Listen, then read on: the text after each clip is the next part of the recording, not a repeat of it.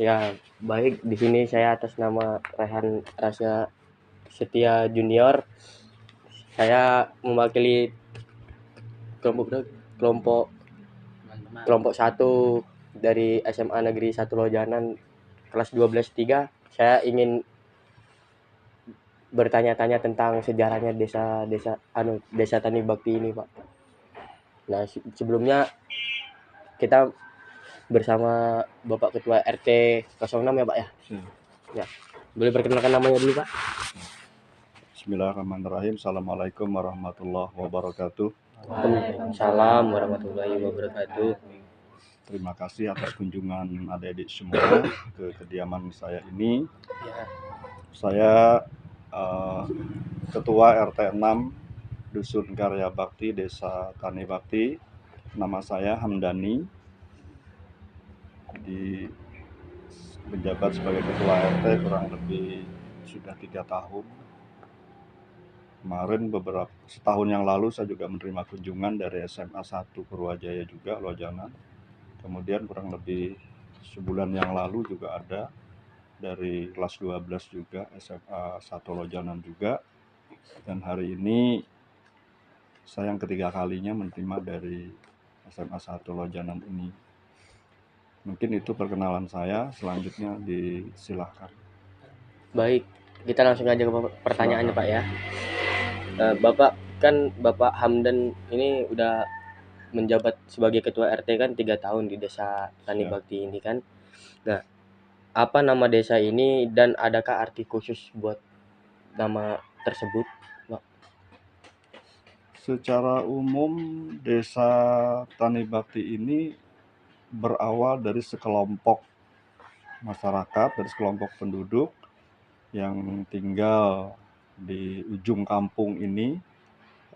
Kemudian karena mata pencaharian utama itu adalah petani, mayoritas petani, maka dijadikanlah bahwa petani itu di dalam mengelola hasilnya, bertani dan sebagainya itu juga untuk berbakti kepada lingkungannya, kepada masyarakat luasnya, sampai kepada negara. Jadi Tani Bakti itu artinya sekelompok petani yang mempunyai cita-cita untuk berbakti, mengabdi kepada masyarakatnya, kepada lingkungannya untuk membangun desanya. Jadi arti ininya seperti itu. Jadi Tani Bakti itu sekelompok petani yang memang mata pencaharian utama adalah bertani, baik itu petani tanam padi, sayur mayur dan sebagainya, dan hasilnya digunakan untuk berbakti kepada lingkungannya, kepada masyarakat luasnya, terutama untuk membangun desanya sendiri. Jadi gambaran singkatnya seperti itu. Jadi artinya itu. Jadi bukan hanya sekedar Tani Bakti aja, nggak ada maksud, nggak ada apa, tapi tujuan itu. Jadi harapannya dari tahun ke tahun kegiatan petani itu pasti ada mengalami satu perubahan.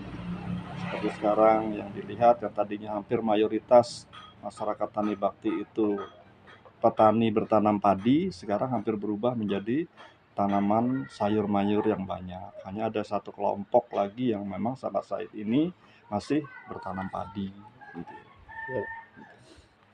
Baru kan Desa Tani Bakti ini kan udah termasuk lama, Pak ya, dibangun atau didirikannya. Kalau boleh tahu itu mulai tahun berapa, Pak, desa ini didirikan, Pak? Jadi ini ceritanya agak panjang kalau desa itu didirikan. Jadi tadi saya katakan bahwa Tani Bakti itu tadi saya katakan bahwa itu adalah sekelompok masyarakat yang mendiami di satu daerah ini, kemudian dengan kehidupan bertani dan sebagainya. Dari sekelompok orang ini tadi, inilah yang mempunyai satu gagasan, suatu ide dan pandangan ke depan untuk memajukan lingkungannya. Dulu awalnya di sini hanya beberapa kakak. Pertama itu kurang lebih 10 kakak yang mendiami sekitar ini, sekitar ujung kampung ini, kemudian bertambah. Nah saat itu dari beberapa tokoh masyarakat sebagai pembuka awal di sini itu pertama kali di awal tahun 75 pertama kali dibuka. Jadi orang tua dulu itu berangkat ke sini itu melalui jalan sungai. Mungkin ada yang dari Tani Bakti sini. Ada Kalibanter, tahu kan? Ya, tahu. Nah, itu di sana Kalibanter, lewat situ dulunya. Nah, orang tokoh-tokoh yang membuka di sini itu ada namanya Pak Icaradum, ada namanya Muhammad Yusuf, ada namanya Marjani, ada namanya Pak Muhtar, ada namanya Pak Dardiansah, dan masih banyak lainnya, kurang lebih 10 orang ini, itu semuanya lewat sungai. Jadi pakai perahu dari Lojanan sana. Nah, dari Lojanan, perahu putar ke arah Palaran. Kita bisa bayangkan lah tahun 75, mungkin ya memang sungai Mahakam tidak seramai sekarang kan. Nah, hanya mendayung perahu, masuk di sungai kecil, sampailah di pojok sudut gunung ini. Bikinlah pondok-pondok. Nah, seiring dengan kemajuan dan perkembangan waktu, mereka ini berpikir, kalau kami ini aja yang di sini nggak akan rame nih kampung, nggak akan rame nih tempat tinggal kita. Yang pada saat itu mereka punya tanah mungkin sampai 6-7 hektar, bahkan puluhan hektar karena kuatnya nebang hutan. Ini berpikir, ini kita serahkan aja ke pemerintah. Diajukan ke program transmigrasi. Nah, itu diajukannya mulai tahun 86. Jadi dari 75 ke 86 kan ada selang waktu yang cukup panjang nih. Nah, itu ada pertambahan penduduk sedikit demi sedikit.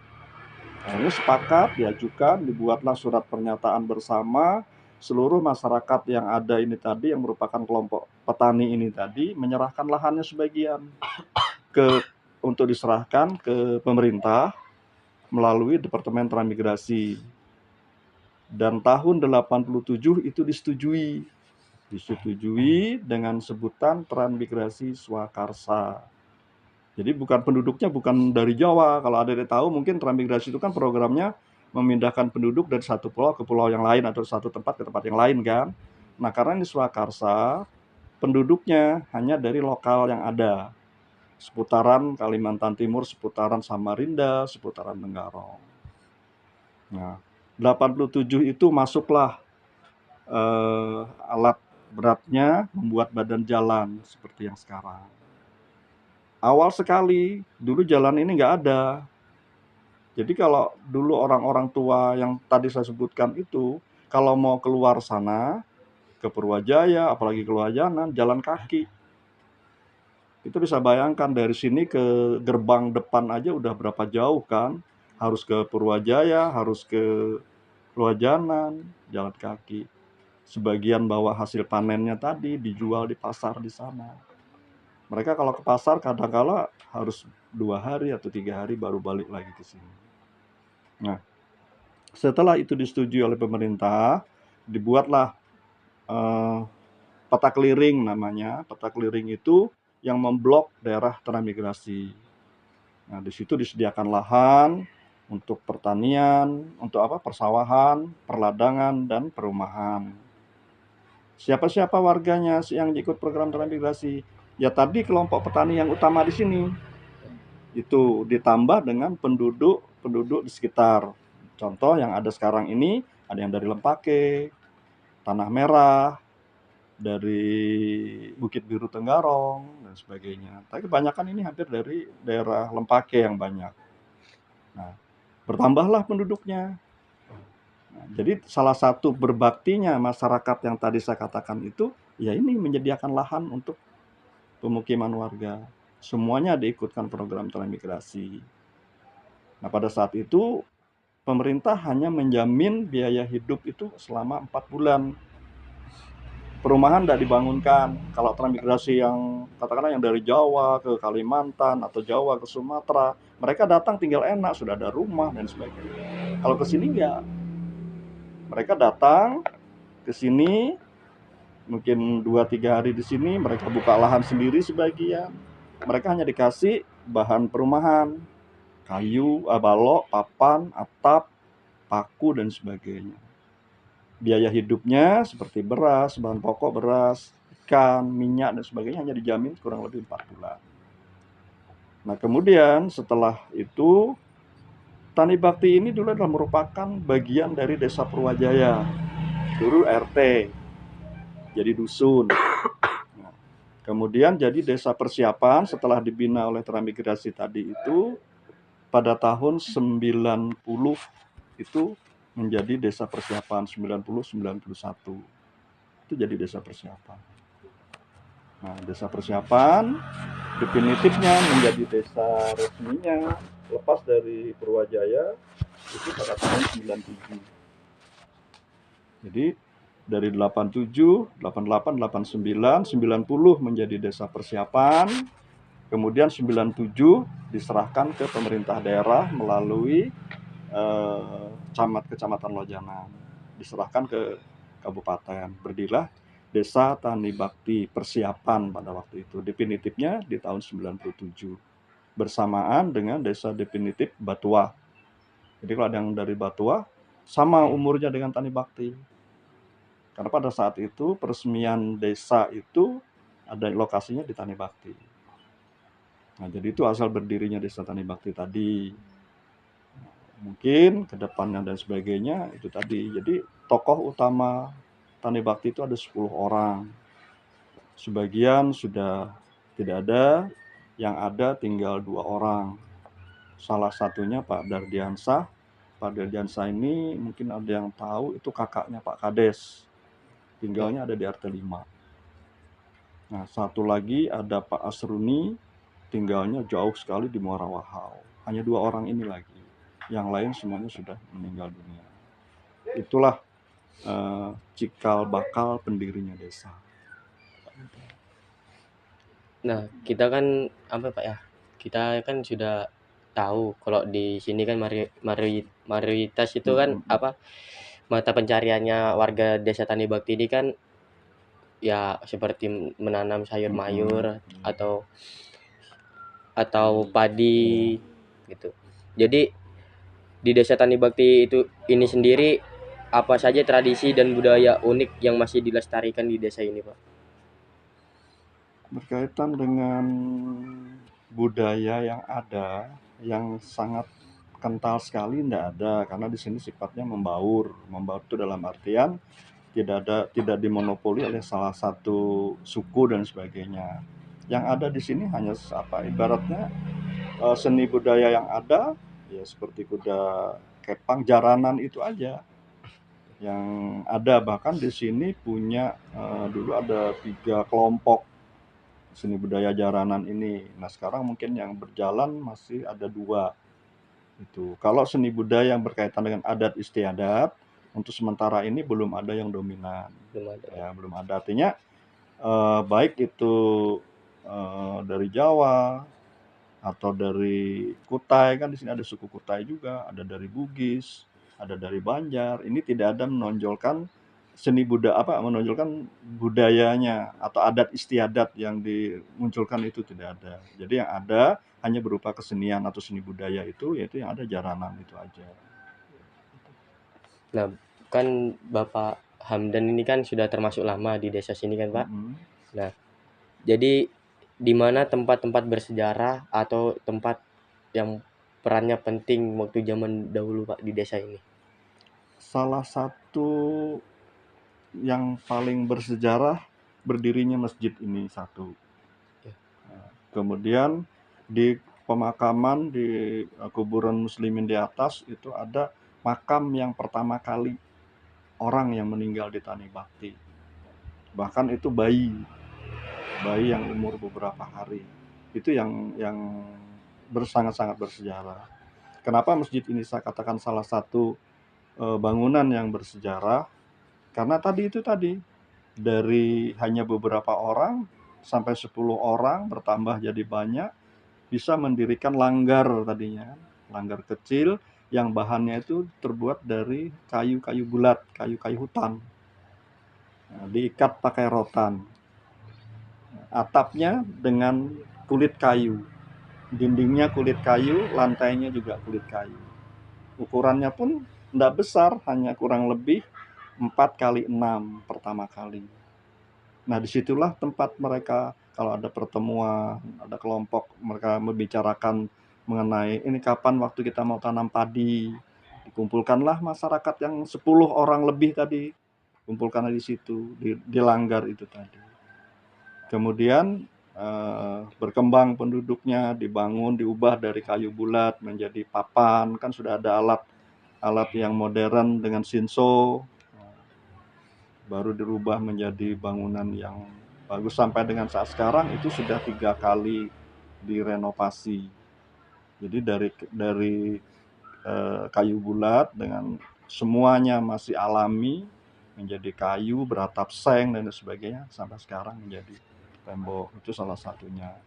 Kedua, kenapa di sana ada satu makam yang sangat bersejarah yang dikatakan itu orang pertama kali yang mengisi buminya Tanibakti, bayi. Itu kenapa? Karena orang tuanya juga warga di sini, tinggalnya dulu di ujung sana. Di ujung sana tinggalnya, bayinya hanya sempat berumur beberapa hari meninggal dunia dan dimakamkanlah di situ. Satu-satunya pertama. Nah, kalau ada adik nanti ke sana, nggak ada tandanya sih di situ. Ada makam kecil yang dikelilingi dengan semen, tempat ya orang baca doa dan sebagainya. Itu disitulah setiap tahun dijadikan tempat ziarah kubur. Jadi kalau setiap ulang tahun Desa Tani Bakti jatuhnya tanggal 10 Maret, harusnya bulan depan kan, tapi kegiatan untuk ulang tahun Tani Bakti sudah dilaksanakan di bulan 2 ini karena bertepatan menjelang bulan Ramadan.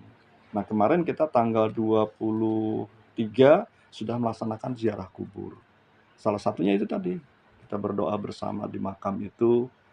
Disitulah mendoakan para leluhurnya Tani Bakti istilahnya, karena sebagian dari tokoh yang 10 orang itu makamnya ada di sini semua. Yang ada di luar itu hanya Pak Icaredum, Pak Marjani, itu ada di luar makamnya. Selebihnya di sini. Ya, makanya di sini tokohnya Tani Bakti di sini. Sekali waktu mungkin ada bisa, kami kepingin tahu nih makam-makamnya tokoh Tani Bakti. Silahkan hubungi penjaga makamnya, minta tunjukkan di mana aja makam tokohnya Tani Bakti. Ada di sana.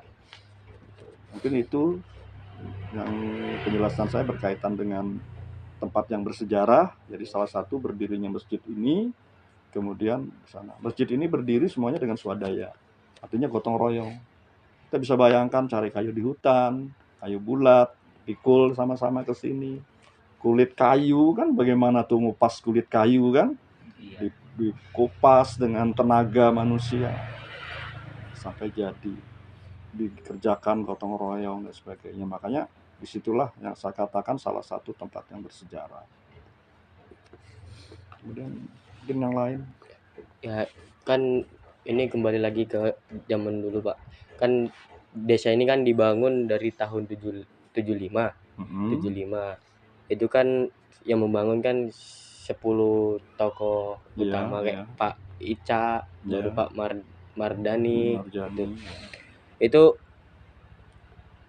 yang mengembangkan desa ini seperti sampai saat ini itu masyarakatnya sendiri kah atau yang 10 tokoh itu, Pak? Pemikiran gagasannya itu dari yang 10 ini didukung oleh masyarakat yang lain. Pada saat itu sudah banyak tambahan, kan ada yang keluarganya pulang ke Jawa, nanti balik ke sini bawa lagi dari Jawa. Nah, ada yang dari Purwajaya sendiri pindah ke sini, sudah bertambah jumlah penduduknya. Ya ini tadi menunjang untuk berdirinya desa seperti ini dari pemikiran yang 10 orang ini tadi. Gimana caranya nih supaya ramai? Kalau kita aja buka hutan, nggak akan habis hutan ini. Nanti buka di sini, tahun depan pindah di sana, yang ini jadi hutan lagi kan. Nah, makanya tadi ada kesepakatan, dibuatlah satu berita acara kesepakatan, mereka yang punya tanah lebih dari 2 hektar, nah, ini mereka serahkan ke pemerintah. Serahkan ke pemerintah untuk dijadikan, untuk diikutkan di program transmigrasi. Dengan kumpulan tanah yang pada waktu itu luasnya kalau tidak salah 262 hektar seluruhnya, terdiri dari perumahan, perladangan, dengan persawahan, ini diajukan ke pemerintah melalui Dinas Transmigrasi pada saat itu. Dan keinginan masyarakat ini disetujui oleh pemerintah.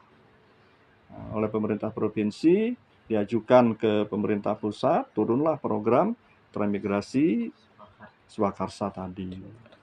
Nah, sampai berdiri desa definitif di tahun 97 tadi. Setelah desa definitif kan sudah tinggal bagaimana pemerintah desa yang ada mengembangkan kan untuk maju dan sebagainya. Tapi awalnya dari yang sekelompok orang yang 10 orang ini tadi, tokoh-tokoh pendirinya yang memprakarsainya, didukung oleh masyarakat yang lain. Jadi mohon maaf kalau bercerita Tani Bakti sebenarnya kampung tuanya di sini. Karena awalnya di ini, dari kaki gunung sana, disitulah tempat pondok-pondoknya orang tua itu. Termasuk salah satunya di rumah ini, karena kebetulan almarhum orang tua saya termasuk pendirinya juga. Dan saya pada saat itu masih posisi di kelas 3 SD Purwajaya. Jadi kalau libur sekolah, jalan kaki dari Purwajaya ke sini. Jadi ini kampung. Nah, kalau hanya ini aja, kan nggak mungkin ke sana ramai kan. Nah, akhirnya yang tadi punya tanah lebih dari 2 hektar, udah serahkan. Dibagilah di sana. Makanya sekarang. Kemudian kenapa sepanjang jalan poros itu bisa jadi ramai? Karena ada satu RT yang pindah. RT 4 sekarang itu tadinya di atas. Nah, kalau ini kan ada SD, ada jalan naik tuh. Nah, itu tembusnya ke RT 3. Di sana tuh jalannya tembus. Nah, karena pada saat itu kesulitan sumber air bersih, maka masyarakatnya memilih untuk pindah ke sepanjang jalan poros. Kalau pertama kali ditempatkan transmigrasi sesuai dengan undian jatah perumahan dan sebagainya, mereka di atas. Itu. Jadi sampai di situ, sampai sekarang sudah berkembang. Anda bisa bayangkan 97 jadi desa definitif. Sekarang sudah 2025, berapa puluh tahun Tani Bakti berjalan. Seperti itu. Jadi ya ini kembali lagi kan Pak, ya mengapa warga-warga desa di sini tuh lebih baik memilih bertahan di sini hingga mengembangkan desa ini menjadi seperti desa sekarang. Baik. Salah satu alasan utamanya karena di sini mereka masih punya lahan. Yang kedua kalinya untuk memasarkan hasil tanaman mereka dekat. Ya, sekarang sini kalau ajanan nggak terlalu jauh, misalnya nih tanam sayur atau tanam apa, ada hasil apa di sini, mau dibawa sendiri ke pasar lebih dekat. Kalaupun tidak, tengkulak dari pasar kan masuk juga ke sini. Nah, jadi kalau mereka saat ini misalnya berpikir, saya mau pindah ke mana dan sebagainya, kan mereka hidupnya dari nol lagi. Nah, makanya sebagian dari orang tua di sini dan sekarang yang ada ini, ya lebih baik bertahan di lokasi yang ada, dikelola sebaik-baiknya untuk mendapatkan hasil sebagai sumber kehidupan, keperluan sehari-hari, biaya anak sekolah, dan sebagainya. Dan putra-putri Tani Bakti juga banyak yang berhasil. Ada yang juga bisa jadi PNS, yang kuliah juga tidak sedikit, dan sebagainya. Jadi banyak putra-putri Tani Bakti juga yang berhasil. Dan tentunya sumber biaya utamanya ya dari penghasilan buminya Tani Bakti ini. Jadi untuk sementara ini mungkin orang-orang tua itu nggak ada yang berpikir mau pindah kemana. Nggak tahu kalau nanti kena gusur tambang, ya nggak tahu kan. Itu ya termasuk saya sendiri. Kenapa menetap di sini? Ya memang di sini pertama ya jasa orang tua di sini bukan sedikit. Nah, kalau ditinggalkan begitu aja kan kasihan juga, peninggalan orang tua dan sebagainya.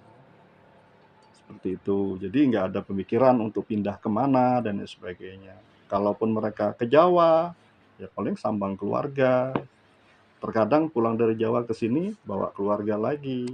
Nah, apalagi saudara-saudara kita yang di sana, mereka kan paling sambangnya kemana? Ke Lempake, ke Tanah Merah, ke Bukit Biru. Kan hanya seputaran ini aja, nggak jauh. Nggak harus nyebrang sungai, nggak harus mengeluarkan biaya yang besar. Seperti itu. Kan ini kita lanjut ke pertanyaan selanjutnya Pak. Ini pada tahun 75 itu kan di desa ini kan pasti belum ada listrik kayak sekarang nih kan Pak. Betul. Apalagi juga susah mendapatkan sumber air yang bersih. Ya. Jadi bagaimana warga desa Tanai Bakti waktu pada tahun 75 itu bertahan hidup di desa ini, Pak? Kalau bertahan hidup, bagaimanapun juga pasti bisa hidup. Kalau untuk penerangannya, ya dulu menggunakan minyak tanah. Mereka buat lampu dari mungkin ada lampu yang memang dijual, lampu teplok kalau zaman dulu itu. Kalau tidak itu mereka mungkin dengan botol yang dipotong, mereka buatkan sumbu dan sebagainya, diisi minyak tanah. Kalau mereka kehabisan minyak tanah, menggunakan damar. Ada yang tahu damar? Salah satu hasil hutan Kalimantan. Nah, damar itu berbentuk seperti bongkalan kayak belerang begitu. Nah, itu dibakar. Bisa juga jadi untuk menyalakan api itu.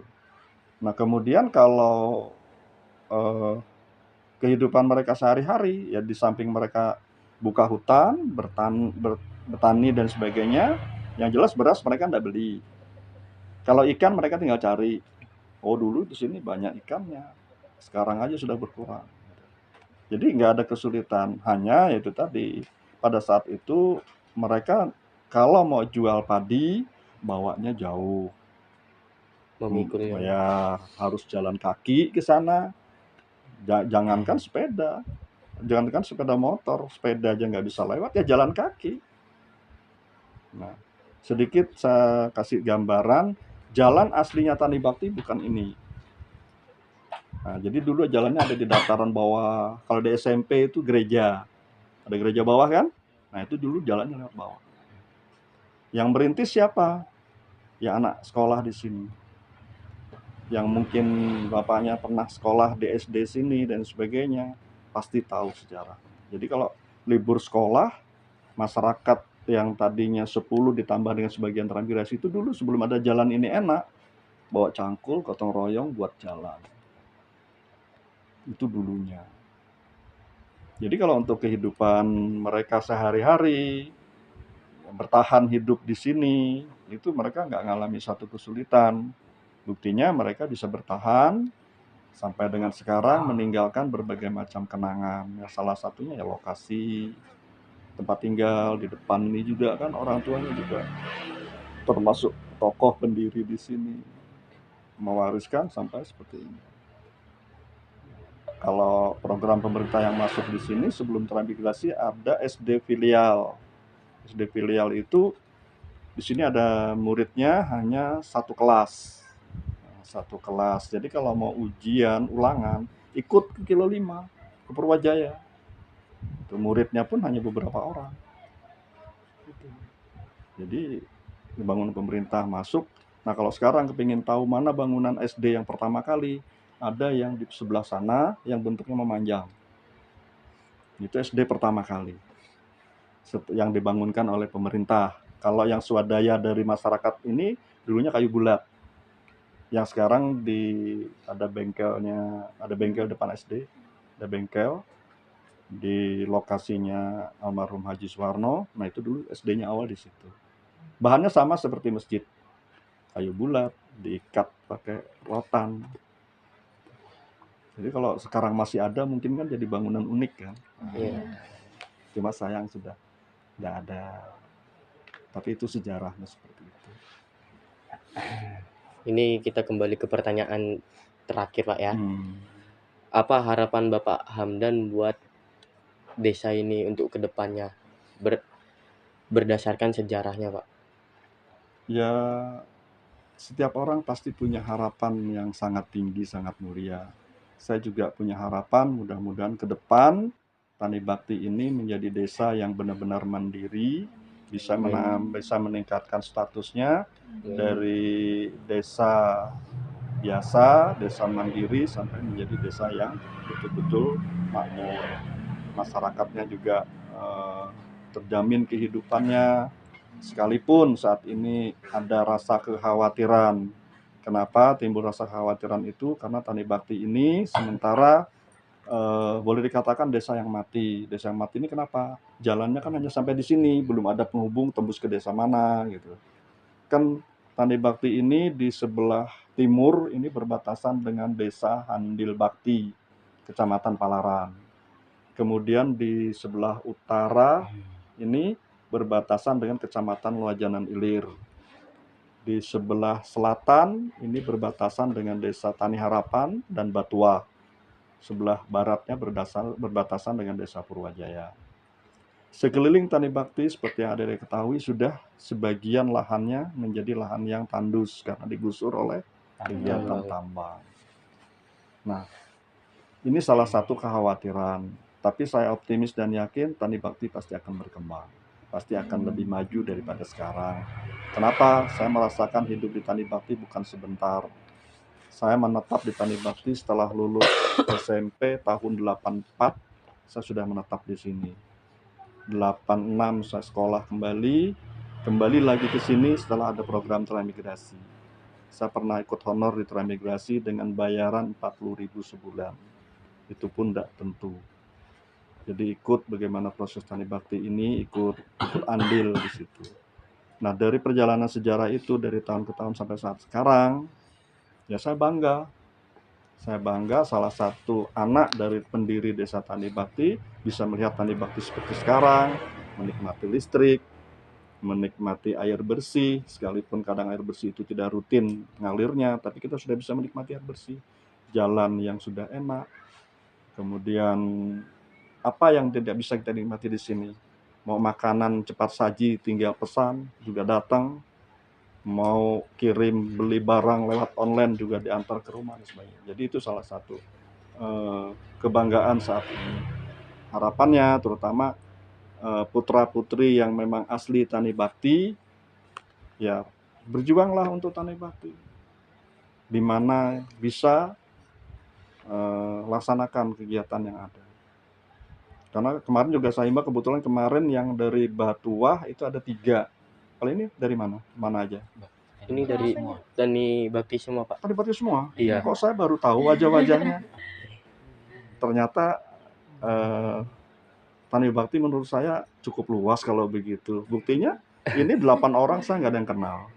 Kalau yang kemarin saya masih ada yang kenal. Kalau ini saya belum ada yang kenal. Jadi kan harapan saya, satu, kalian sebagai generasi muda, gunakan masa muda itu sebaik-baiknya. Waktu sekolah, gunakan sekolah. Ingat, kasihan orang tua yang membiayai. Itu pertama. Bukan sedikit pengorbanan orang tua untuk membiayai anaknya sekolah. Itu jangan disia-siakan. Waktunya sekolah, waktunya pulang. Belajar sesuai dengan harapan dari orang tua. Yang kedua, bangun desamu ini. Karena siapa lagi? Mungkin nanti di antara sekian banyak ini kita nggak tahu ke depan, mungkin 5-10 tahun ke depan ada yang jadi pemimpin dan lain sebagainya. Bangun desanya. Syukur-syukur kalau nanti mungkin saya masih bisa tahu, oh ternyata di antara sekian ini ada yang jadi camat atau apa dan sebagainya. Kita tidak menutup kemungkinan itu.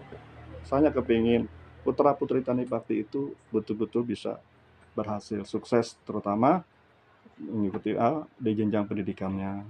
Tadi saya katakan tidak sedikit kok putra-putri Tani Bakti yang berhasil. Jadi jangan merasa, oh saya tinggal di Tani Bakti tempatnya seperti ini, terbelakang. Oh enggak, Tani Bakti bukan tempat yang terbelakang.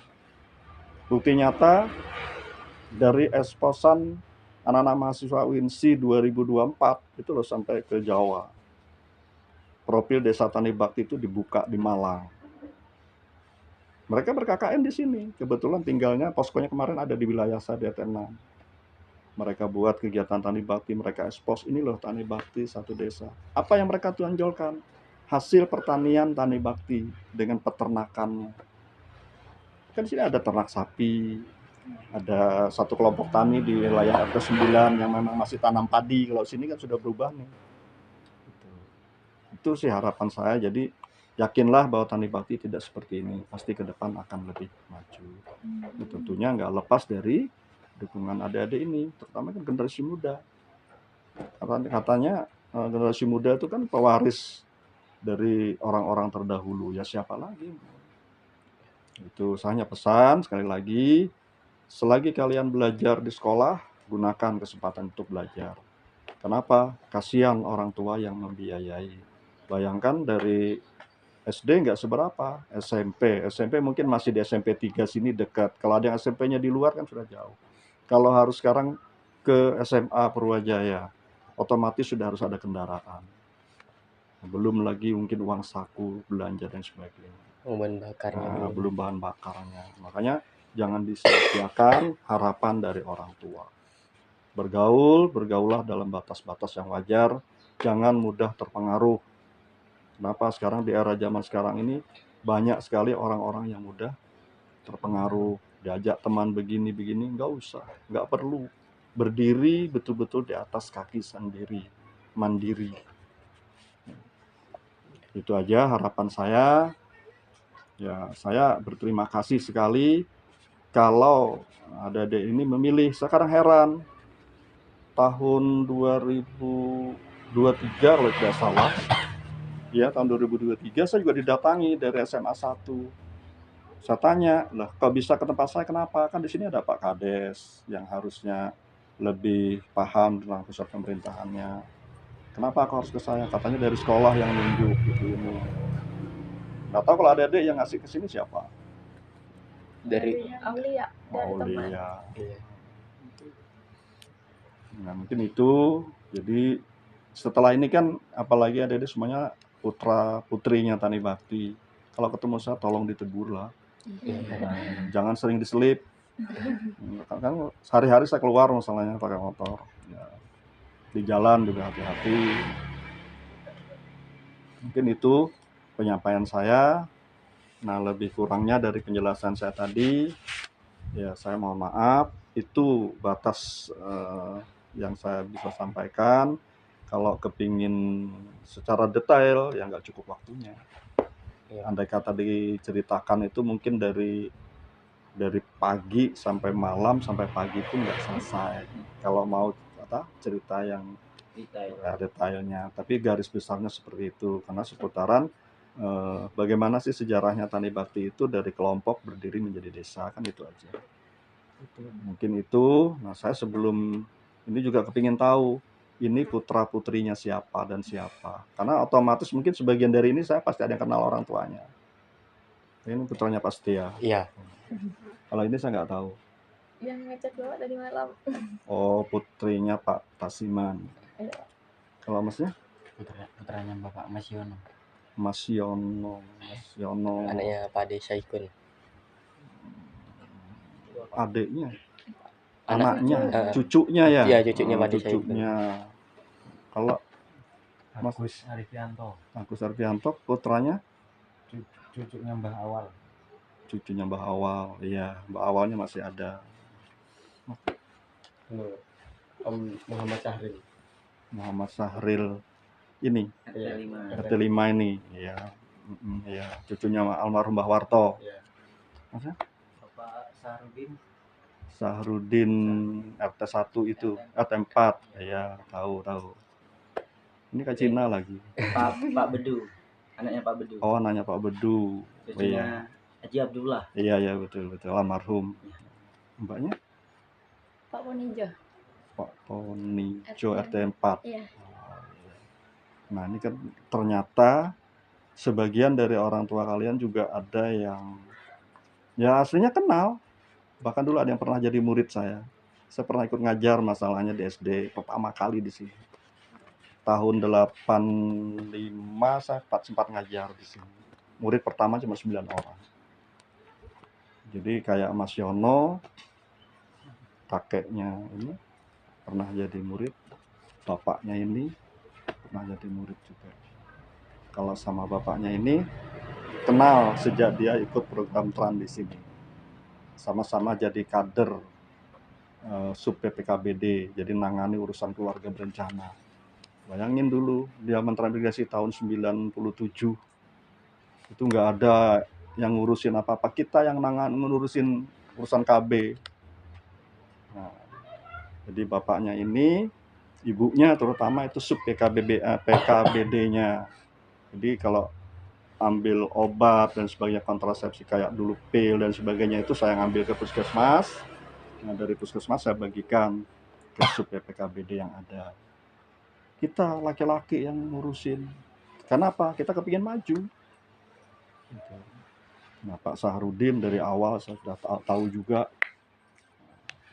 Pak Bedu juga lama di Cipung. Almarhum kakekmu pernah sama-sama saya di BPD, Haji Abdullah. Pernah sama-sama saya di BPD 1 periode. Jadi ya juga banyak perjuangannya di sini. Jadi itulah pesan saya itu tadi, ya tolong betul-betul dihargai jadi payah orang tua selama kalian masih menjalani masa pendidikan. Setelah ini kan persiapan ujian, tentunya selepas ujian lulus di SMA kan pasti punya cita-cita sudah. Mungkin saya kuliah, ataupun yang maaf yang nggak bisa kuliah, kalau tidak kan juga ke depan harus berpikir. Generasi muda kan sekarang banyak ikut keterampilan yang lain, kursus atau apa. Yang bisa kuliah, syukur alhamdulillah bisa kuliah. Itu aja dari saya. Terima kasih. Mohon maaf atas segala kekurangannya. Saya nggak bisa menyediakan apa-apa, hanya air putih. Silahkan dinikmati. Makasih Pak. Ya, saya akhiri. Wassalamualaikum warahmatullahi wabarakatuh. Waalaikumsalam warahmatullahi wabarakatuh. Saya juga sebagai pewawancara kelompok 1 ini Pak, sekolah SMA Negeri 1 Lojanan ini juga mewakili teman-teman saya. Kalau ada salah kata maupun perbuatan, saya mau meminta maaf yang sebesar-besarnya. Sama-sama. Sebelum pulang saya minta tolong diisikan buku tamu saya. Oh. Jadi nanti terdaftar, siapapun terdaftar di sini. Nanti hasilnya kalau bisa kirim ke nomor saya ya. Soalnya ada.